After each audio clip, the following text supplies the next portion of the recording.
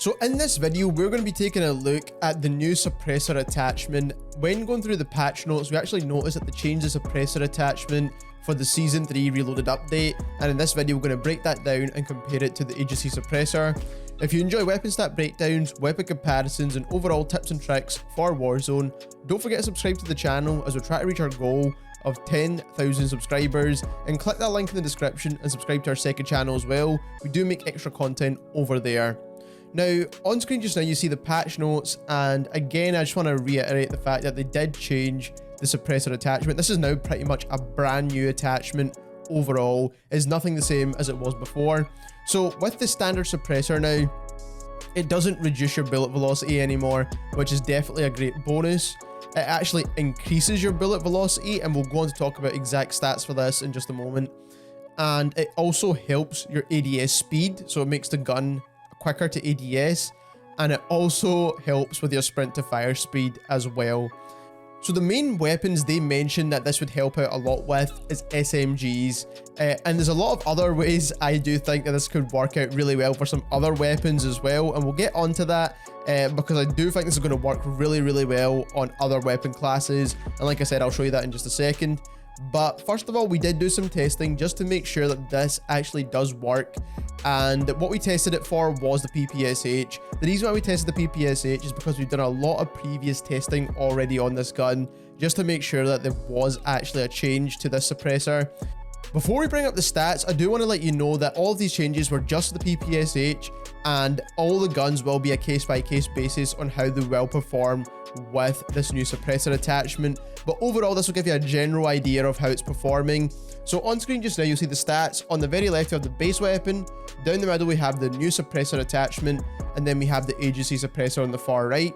As you can see, for the base stats on the PPSH, the ADS is 167 milliseconds. The bullet velocity is 357 meters per second, and the tactical sprint to fire time is 217 milliseconds. Now, if you look at the regular suppressor, the ADS speed, you get a 10% reduction to your ADS speed on the regular suppressor, so it does actually help with ADS now. It's almost as good as the regular speed tape. That's how good the kind of ADS you get with the new suppressor, so it's definitely a good bonus. It's not quite as good as the Serpent Wrap, but it's definitely just as good as the speed tape. Then you do get a bullet velocity bonus as well, and that's around about 15% from what we were able to calculate. Now, it's not a huge bonus, but it's definitely a good enough bonus for close range gunfights, and you will notice this, and you will be landing a few more shots with it. Then your tactical sprint to fire gets reduced by 15% as well, so that also helps you out when you're in those close quarters gunfights, trying to hip fire. Then for the agency suppressor, you do get a con to ADS, so that is an increase by 10%. Then bullet velocity is boosted more than what you would get with the standard suppressor, and that's around about 24% or 25%. And then the tactical sprint to fire actually does get improved with the agency suppressor as well from what we were able to test. Now, this could just be some frame rounding because it is only 17 milliseconds of difference. So overall, this new attachment looks great for SMGs, but like I said, there's other places this attachment could be used, and used very well in my opinion as well. So first of all, when it comes to SMGs, I would highly recommend this over the GRU suppressor. You do want a faster ADS time when it comes to SMGs. You do get the bullet velocity bonus as well, but if you want to move around the map really quick and have a fast and snappy gun, the sound suppressor is going to be the best option, and that's the one I would recommend for pretty much every SMG build, besides maybe the Cold War MP5, just because it doesn't have the best recoil control, and also it doesn't have the best range on it. But guns like the PPSH, guns like the BULLFROG, guns like the MAC-10 would definitely benefit from the sound suppressor now. There are many other guns, like I said, that would benefit from this attachment other than just SMGs. And the two main ones I have in mind right now are the XM4 and the FFAR. So the XM4 everyone's using currently as an SMG build, and I'll show you the build everyone's using at the moment.